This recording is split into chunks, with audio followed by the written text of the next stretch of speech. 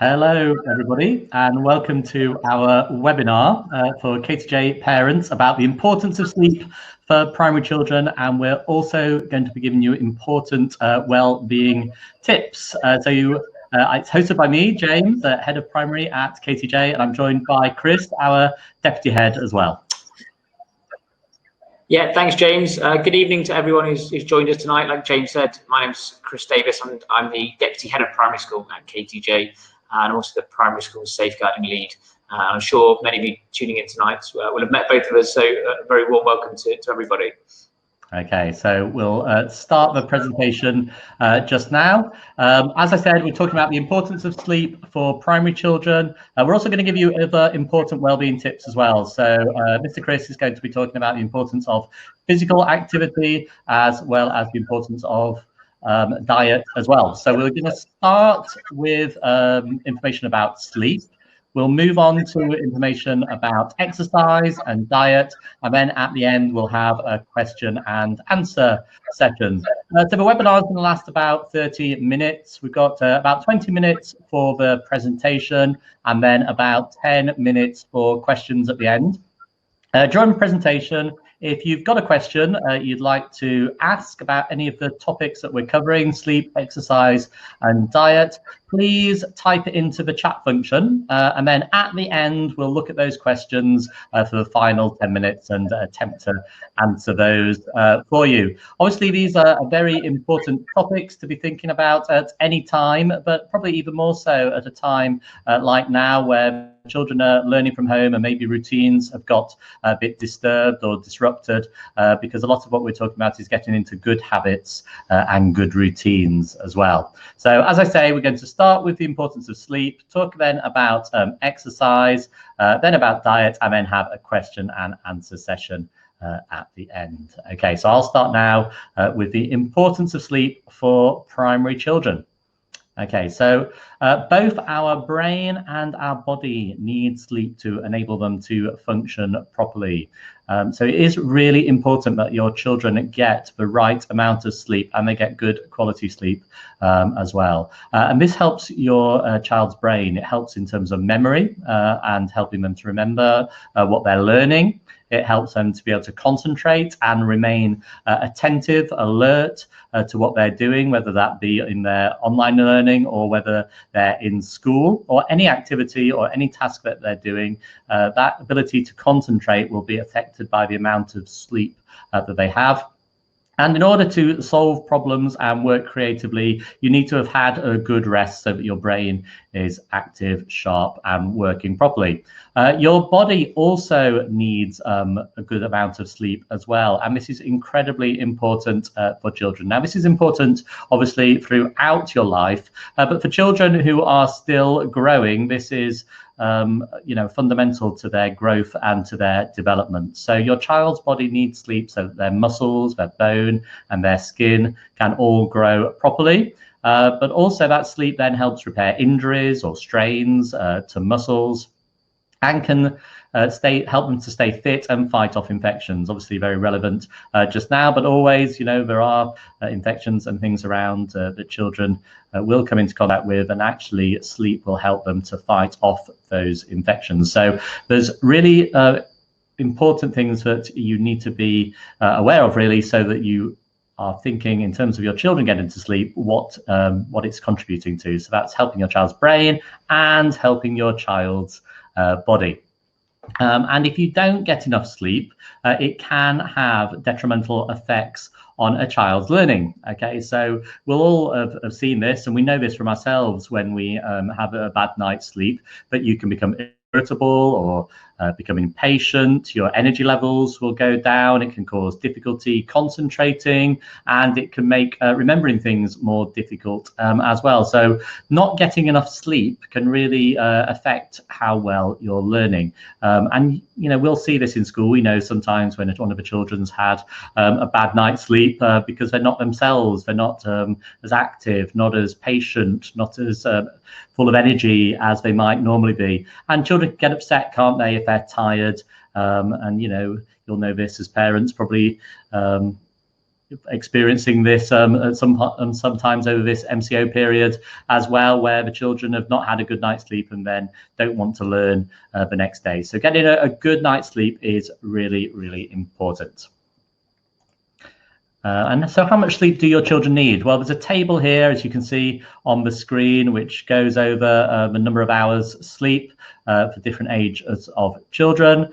Okay, so it does go down slightly as the children get older, but they still need right up until the teenage years, between 8 and 10 hours of sleep. So actually, if you're thinking about your primary age children, 10 hours, even more, is a good amount of sleep. So it's longer than an adult needs, and that's because the children are still growing. Okay, so it's really important to help their body grow and help them develop properly. And all of that time that they're sleeping, not only, as I said, are they developing physically, but then mentally as well. Their brain is having that chance to grow and to rejuvenate as well. Okay, so that's all well and good. We know that sleep's important. I'm sure that no one who came onto a webinar today would have disagreed that sleep was important, but hopefully from some of the information there has sort of explained how important it is. But how do you help your children to get a good night's sleep? So I've put some tips on the screen for you just here, but I'll go through those one at a time. So first of all, I think it's really important for us as adults to be a good role model for sleep habits. So make those a priority. If we explain to children that it's important to get a good night's sleep, we don't want to make it something that they're stressing about, something they're worried about, but we do want to show them that actually having good habits is really important. So part of that is having a regular and consistent sleep schedule and bedtime routine. If your children have got a bedtime, they know what time it is to go to bed, they're in good habits about that, then there's less to kind of fall out about, isn't there, before bedtime about, oh no, tonight I want it to be a late night or whatever, because actually they know they need to stick to the routine. So if you've got an 8 o'clock or even a 9 o'clock bedtime, as they're a bit older, maybe even a bit later than that, that's fine. Sticking to it is quite important because otherwise they get out of the routine, and then it makes it harder to sleep and harder to wake up at the right time as well. So that's the next one, encouraging going to sleep and waking up at the same time every day, getting into that good pattern. Make your child's bedroom as sleep supportive as you can. So dark, although some children do prefer to have maybe a night light on as well, which is fine. There'll be some preferences around that, but you don't want it too light in your child's room, certainly. Cool enough for them, shouldn't be too hot at night time, and nice and quiet. And then removing electronics is important as well, so there aren't those distractions. Now, we would say, during all times, actually, it's not a good idea to have a TV in your child's room, etc. But particularly at bedtime, it's important to take those electronics out. And that goes on to the next one as well. Now, we do live in an electronic age, and as we're all learning online, we're using computers more and more, aren't we? And that's important, and that's fine, because actually they're really helping us. They're helping us to socialize, they're helping us to learn. So it's not that screen time is bad per se, but actually before bed, the blue light that comes from those screens and those tablets doesn't help your child at all. Actually, it does the opposite.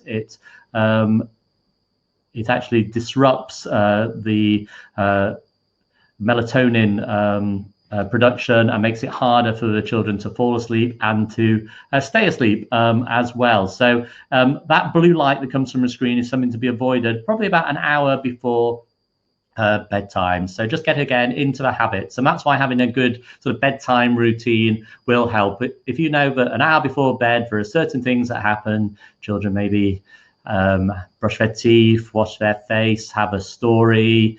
There are different things that you have to do just before the children go to bed to sort of wind down before that, off the screens, wind down. That will really help. And there are some other ideas here as well. Okay, so some of these maybe as the children get older, they could be doing themselves as well. And these are useful things for adults as well, to make sure that we have a good night's sleep as well. And we're demonstrating that to the children. So a relaxation strategy. So it could be yoga, a breathing exercise, maybe listening to some calming music. Sometimes children like to have some music playing as they fall asleep, and that's fine. And actually getting into the habit of that can be okay some meditation. I really recommend reading a story as well before bedtime. I think that's a really nice thing to do. So it could be that you're reading a story to your child and maybe they then read a little bit of their book before bed. That really helps you to get to sleep. So there's some good tips to help you. There are some other really useful resources online, and I've put this particularly useful resource, which is called the Health Hub, which is actually from Singapore. And if you Google Health Hub Sleep, you'll find this really good parent and child friendly website, which is about everyone having a good, says make every good night a great night. So it's about getting a good night's sleep. And there's some fantastic resources there for you and your children to think about making sure you have a good night's sleep. And it goes over some of the things I've talked about this evening, as well, about how to get a good night's sleep, and gives you some extra information there as well. I've also found a really nice video which goes into a bit more detail about sleep and the importance of sleep. And I thought today would be a really good opportunity to show you that as well. So I reviewed various different videos online, and this was the best one I found. So I'm going to show you that just now before Mr. Kris then goes on to talking a bit about exercise and diet. Sleep is vital to your well-being. In fact, studies show that getting enough good quality sleep is as essential as eating well and being active to your overall health. In order to understand the vital nature of sleep to children and teens' health, it is important to understand what healthy sleep is and what happens when they don't get enough. Our sleep-wake cycles are regulated by light and dark.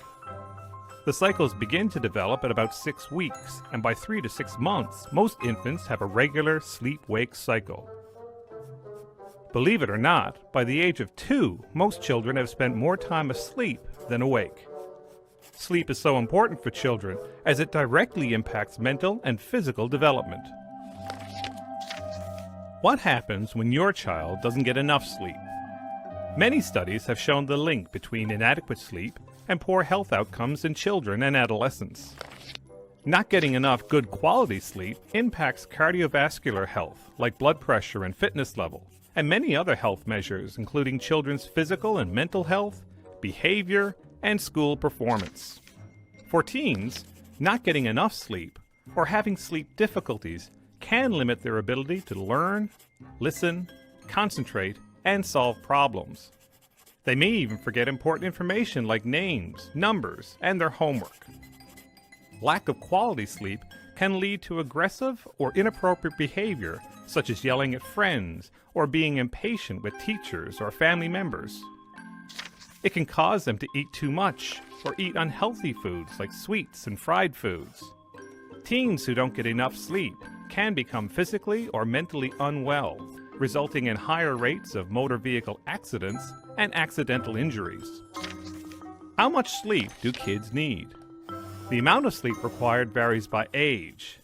It is recommended that newborns receive 12 to 18 hours per day, infants 14 to 15 hours, toddlers 12 to 14 hours, preschoolers 11 to 13 hours, and school-age children 5 to 10 years old 10 to 11 hours per day. What about teens? Did you ever worry that your teen isn't getting enough sleep? There are distinctive changes in sleep patterns in teens. Teens fall asleep later and wake later. The onset of sleep is triggered by the release of melatonin, a hormone that the body makes. In teens, this hormone is released later. Teens need at least 8.5 hours of sleep each night to function at their best. Most teens do not get enough sleep. One study found that only 15% reported sleeping 8.5 hours on school nights. Teens tend to have irregular sleep patterns across the week. They typically stay up late and sleep in late on the weekends, which can affect their biological clocks and hurt the quality of their sleep. How can we get the sleep we need? Here are some ideas. Be active during the day. Physical activity can decrease stress and help people feel more relaxed. It can also help people get a good, solid sleep. Say goodnight to electronics. Experts recommend using the bedroom for sleep only. If you can't make your bedroom a tech-free zone, At least shut everything down an hour or more before lights out. Nothing says, "Wake up! Something's going on!" like the buzz of a text or the glare of a TV screen. Keep a sleep routine. Going to bed at the same time every night helps the body expect sleep. Creating a set bedtime routine that includes waking in the morning at the same time can enhance this relaxation effect. The earlier parents can start helping their children with good sleep habits, the easier it will be to sustain them through the teen years. To help your child relax before going to sleep, try reading, listening to relaxing music, spending time with a pet, or writing in a journal. Expect a good night's sleep. Stress can cause sleep problems, so the more we worry about not sleeping, the more likely we'll be to lie awake staring at the ceiling. Try some deep breathing, and instead of worrying that you won't sleep, remind yourself that you can. Say, "Tonight I will sleep well," several times during the day. Bonne nuit. Sleep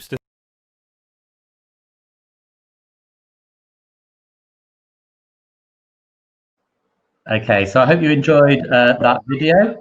We're going to hand over now to Mr. Kris, who's going to tell you a bit more about physical exercise and diet as important as well. But as you'll see from the video we just watched, the habits that your children get in the early years, in the primary years, will go on and impact as they move into secondary as well. Okay, thanks, Kris. Okay, yes, thank you, James. Good evening again to everyone watching tonight.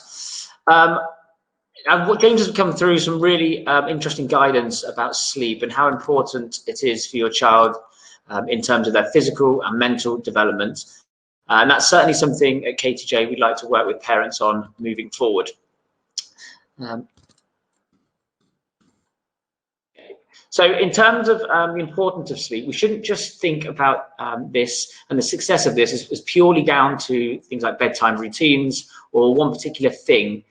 Now, routines are crucially important, as James has mentioned, but it's also really important to consider other lifestyle factors that affect this as well. And one of these is the importance of physical activity and exercise.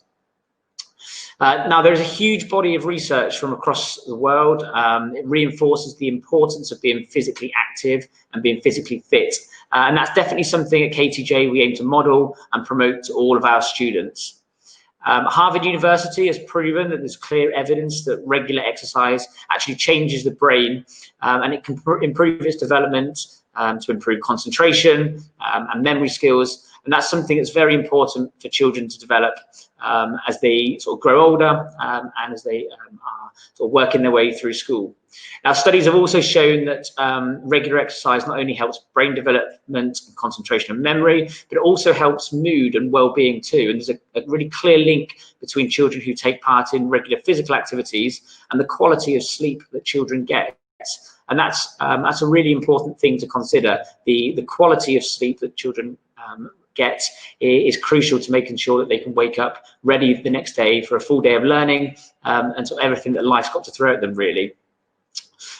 Interestingly, lots of the research talked about how children who took part in more vigorous physical activity were more likely to fall asleep quicker than people who weren't able to do that. Although I think we'll all agree that just by making sure that children are physically active and take part in exercise, that's the main thing. It doesn't have to be extreme competitive sports. Anything will do to help and support that. Okay. Now, with that in mind, obviously we have our sports day on Friday, and I'm sure you'll probably be encouraging all of the children to take part in as many activities as possible in order to try and perhaps wear them out and get them to have a really good night's sleep. Now, I've just mentioned about the importance of exercise and physical activity. And I think as parents and adults and educators, we all are aware, just like James mentioned earlier, of these things too. I think we all are aware that we know that exercise and being physically active is very, very important. However, it's still a problem. It's still an issue across the world, both in Malaysia, in the United Kingdom, all over the world. Children are still not getting enough regular exercise. In 2012, there was a Malaysian school-based nutrition survey, and that actually showed that more than half of the children were classified as having low levels of physical activity and high levels of sedentary behaviour. And this is something which Miss Nora talked about at one of our coffee mornings previously at school. Now, these statistics are believed to have probably actually grown a little bit worse since then, in fact. So this was in 2012. So with development and advancements in technology and gaming and things like that, this has probably actually sort of got a little bit worse. And so we know that there's a need for a sort of immediate and effective approaches to try and tackle what's called an inactivity epidemic. And so at KTJ, we do recognise this. And so in particular, in recent times with the movement control order and the inability to take part in sports and PE lessons at school without the access to outdoor spaces, it's one of the reasons why we put together such a comprehensive PE and exercise program. And so we're really proud of the way in which Mr. Dan and Mr. Josh and Mr. Jesse have led that. The sessions have provided people and students with sort of the ideas and different exercises for students to take part in. There's a range of different activities that have been provided and offered with minimal space and equipment. We know at this time that it can be very difficult perhaps to do this type of activity at home. But Mr. Dan has made all of these available on his KTJ Primary PE website, and so I would encourage you to have a look at that with your child. It's also available on each class's Google Classroom as well. So you have a look to see what you can do regularly in your space and your environment.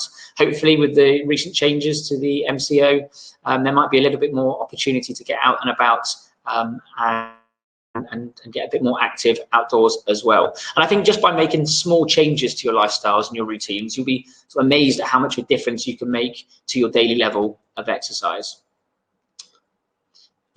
Okay, now one of the things that goes hand in hand with exercise is diet. And again, like James mentioned earlier, I think all of us watching and listening into this webinar knows that children should be eating a healthy and balanced and nutritious diet. In terms of what children should be eating, we should be encouraging children to eat a variety of nutrient-dense foods, and that will include eating lots of vegetables. A good idea, sort of a good tip in terms of making sure that your children are eating a balanced diet is to perhaps try and eat as many different colours as possible, see how many colours you can get on your plate. For energy, children should be eating sort of starchy carbs, which are preferably whole grain. That helps to provide a more efficient source of energy over a long period of time. So things like substituting brown rice for white rice, for example, is a sort of healthier alternative and will be a sort of better source of energy for students. As part of the balanced diet as well, we know that children need to eat lots of protein for growth and repair. And again, that links back in with what Mr. James was saying, the importance of sleep, allowing children that time to grow and repair as their bodies are still developing. And by combining that with a healthy diet, which is getting all of the correct nutrients that it needs, then that will certainly help your children's development. And subsequently, it will help them in their learning at school. They'll be better prepared to come to school each day and ready to learn and get involved in all of the different activities. In terms of sort of protein sources, that this might include lean meats and fish and poultry, but of course there are other alternatives such as tofu and tempeh, chickpeas. They're all excellent sources of proteins, and they fit very nicely into sort of our students who have vegetarian diets. Foods such as milk and yogurt and cheese, they're also really important. And I think this end one here, it says choose water as their main drink. I think this is can sometimes be one of the things which often gets sort of overlooked in terms of diet. And actually, it's probably one of the most important, if not the most important. The importance of children staying hydrated. Water is, as we all know, is such a simple thing. It's one of those simple things, and yet it does have such a big impact on all of us, adults and children, but particularly in children. Reason is that the brain is mostly composed of water, and it needs a constant, steady supply of water on which to draw. And we see this every day. We see that this is often lacking at school. And I think as well, actually, just touching on water, I think that's something which in Malaysia, we're in a very hot climate. Children are often sweating. When they're back in school, there will be a playtime. So I think it's really important that children are replenishing their water supplies and making sure they're staying hydrated. Okay. In terms of hydration as well, I think it's also important to make sure that they're well hydrated, because that will also have a knock-on effect in terms of their focus and their concentration, their memory, their mood, their emotions as well as their sleep. Okay, in terms of how much that should probably look like, you're probably looking at around about 6 to 8 glasses of water every day. That would probably equate to around about 1.5 litres. Now, that will change depending on slightly the age of your child, whether they're a boy or girl. But I think in terms of what you should be aiming for, around 6 to 8 glasses of water for your child every single day. So I know that there's some children here listening tonight, so we want children to be drinking regularly throughout the day. So make sure that you are remembering to do that. And parents, please do ask your children about their hydration habits and making sure that they are drinking plenty of water. We have access to fresh water at school, and I know that you do at home as well. Okay. I think it's also important we're realistic, though, and we know that it's impossible and it's not enjoyable either to only consume foods or liquids that we know are the absolute best thing for our bodies. And we know the key here is ensuring that we get a balanced diet, both in terms of the food that we're eating, but also the quantity of the food as well. And that's something that as parents and as teachers, we can have a direct impact on. And James mentioned previously around the importance of modelling for our children. I think that's a really key message as well, is that we should be modelling and teaching children how to consume foods, both in moderation and in a balanced way in terms of what we're eating as well. In particular, we should take care to limit the amount of saturated fats that our children are eating. That we're eating foods which are low in salt and only consuming sort of a moderate amount of sugars. In particular, you should be aware of sort of the free sugars, which are found in fizzy drinks and fruit juices and cakes, sweets, chocolates, those sorts of things. And I think, like I said, we need to be realistic, and it's okay for those to be given as a special treat, but they shouldn't be something which are routinely used as part of their regular daily diet.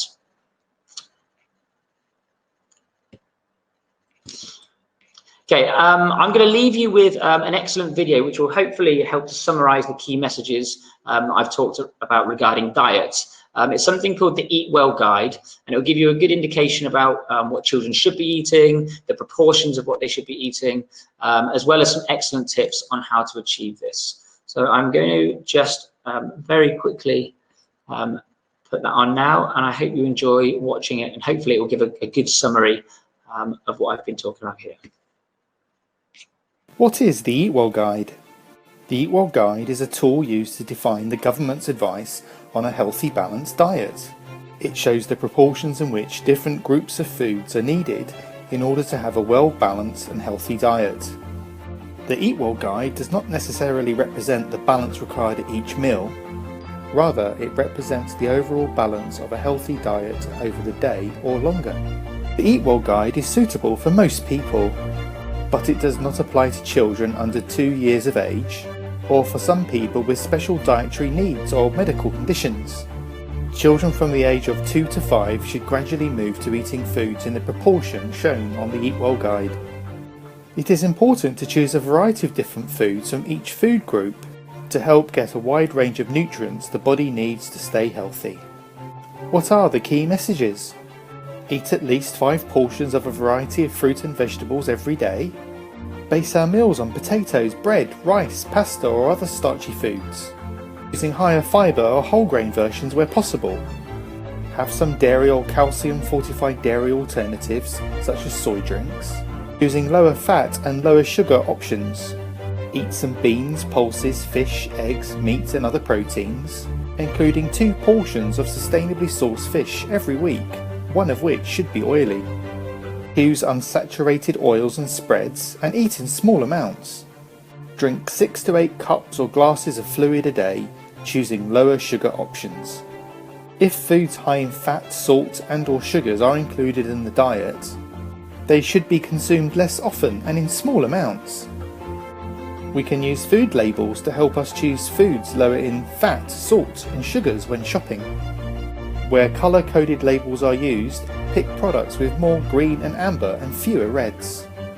So remember, the Eat Well guide describes the different types of foods and drinks we should consume, and in what proportions to have a healthy, balanced diet.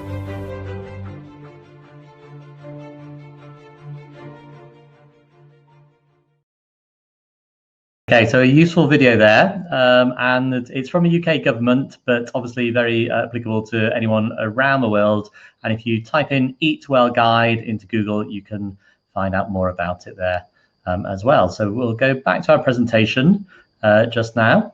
Thank you very much for listening. We have got a chance now to answer any questions that you may have. So if you can see the chat button, you can type in your questions there, type in your comment, and you can send that to us, and we'll aim to answer those questions. First of all, I can see somebody's playing this out loud so the children can hear at home as well. I think that's a great idea. And in fact, this webinar will be available offline for you. It'll be sent around, and it'll be on the YouTube channel, the school YouTube channel. So if you want to show that to your children, make sure you're listening to these messages. It's really important that you get some good sleep, you have a healthy diet, and you get plenty of exercise as well. All of this helps you to grow, to develop, and to get the most out of your learning in your life as well. So I think that's a really good idea, showing this to your children as well and sharing these messages with them.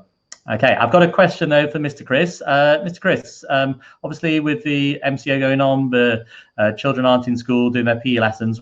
What's the best way to help keep them active? Okay, yeah, thanks, James. It's a really good question, and like you say, it's particularly relevant in terms of our current situation. It's been a challenging time of not being able to get outdoors. I think the good thing is that sort of children, particularly in Key Stage 1 and most likely in Key Stage 2 to a large extent, they will naturally tend to enjoy sort of daily physical activity. So things like running, jumping, skipping, particularly for younger children in early years in Key Stage 1 and lower Key Stage 2. And so it's really important to try and capitalize on that motivation. But we do recognize as well, there are going to be times where it's not always the case. And I'm sure you can probably think back to times where you've got children who that doesn't sound particularly familiar, and they're not motivated to want to go and exercise, and they would rather sit on a tablet or a video game or do something which wasn't physically active. I think there's there's lots of things that we can do, but in terms of some top tips that I would say, I think one of the biggest things that we can do, and we've talked about it, it's been a bit of a theme throughout this evening, is being a role model for your children.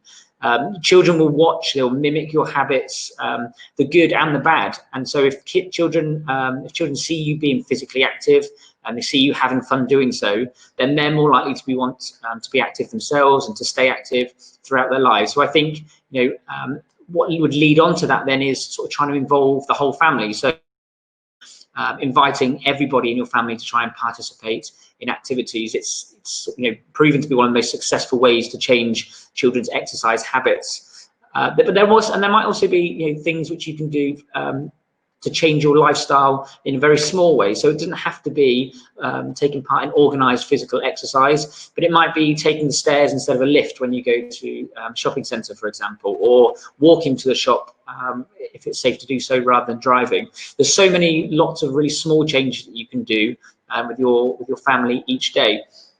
I would also say try and focus on making it fun. Children, by their very nature, they're fun-loving sort of students. They love to sort of take part with friends and with family, and they're much more likely to keep exercising if they're doing an activity that they enjoy. So like I said, it doesn't have to be taking part in high-level competitive sport, though that's great to do so. It might be putting on some music and having a sort of dance around in your apartment, in your house. It might be walking to the park. You might be taking a trip to the river and having having sort of some good family time doing it that way. And then whilst you're doing that, one of the things which you're also doing is you're probably then limiting the amount of time which they are having access to TVs and computers and video games and those things. Now, that's not to say there's not a place for having those things. There are, and it's all about balance when we're talking about these sorts of topics. There are times when it's okay for children to be sitting down with a game by themselves. Of course, reading. It doesn't always have to be physical, but like I said, it's important to get that right balance. And much of that will come from the modelling which you as parents and us as teachers and educators will do ourselves. So hopefully there's some top tips for you there. There's lots of things that you can do. Lovely, thanks, Mr. Kris. And yeah, as Mr. Kris said as well, we're really pleased to be able to carry on our PE provision via Mr. Dan's fantastic website, all the different HIT sessions, live sessions and recorded sessions that he's doing there. So do have another look at that with your children, lots to get involved with. I'm looking forward to our PE day, our PE Sports Day on Friday as well. I've got a question here about sleeping. It says, how about when the children have an evening nap, but they can't sleep at night until late? And yeah, that could be a problem, couldn't it? I think if a child does have a nap in the evening, they are very unlikely to go to bed when they're supposed to, because they won't be as tired as they should be. And actually, I think what that says to me is that maybe the children haven't got into very good routines just there, or maybe are a little bit out of routine at the time, because if they're falling asleep in the evening, then they're probably not getting enough sleep at night time. That's what it would suggest to me. So what I would say is try and get back on track with the routines again, try and bring maybe bedtime forward a little bit so they get a bit more sleep. So then maybe they don't fall asleep in the evening. For those children who are sort of past preschool, they really shouldn't need a nap anymore. They should be able to go the full day until bedtime. Obviously, there'll be times where, you know, you've done I don't know, if you've done a full day of sport or something, you've absolutely exhausted yourself, and you might feel a bit tired, but actually those should be few and far between. We should try and get into good routines so the children are going to bed at the same time each night. You might need a little bit of tough love to start off with, getting children into good habits, but it is important.